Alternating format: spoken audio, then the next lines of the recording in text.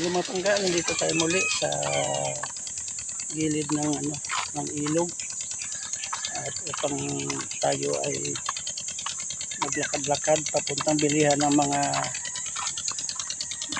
pang barbecue mamaya. Ito mapangga, oh.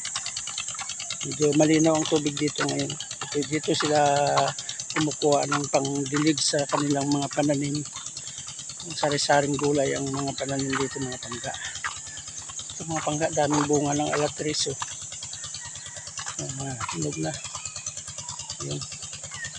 Babayin lang natin ito mapangga. Doon tayo magsusurkat sa magkabilang ilog, dalawang ilog. Ayun mga pangga, may ng motor sa tubig. Yan, sumisip-sip ang motor ng tubig from ilog papunta doon sa imbakan nila. Imbakan ng parang balon. Agukay sila parang balon para doon sila sa salok ng pandilig nila sa mga pananim. Yan ang tinatawag nilang mano-mano na pangdilig, mapangga. Yung dalawang timba siya. Tapos binibutasan nila yung yung plastic na hose at saka tubo na maliit para parang kalat ang pagkabuhos ng tubig. Ayan ang motor ng pansipsip sa tubig para magka-imbak sila ng pandilig doon.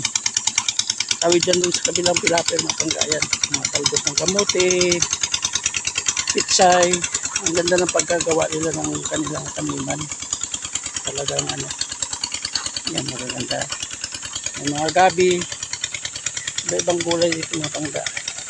Saluyot, yan, mokra, yung mga kamuting kahoy. Malawak pa ito, mga pangga, hanggang doon. Doon tayo magsukat mamaya.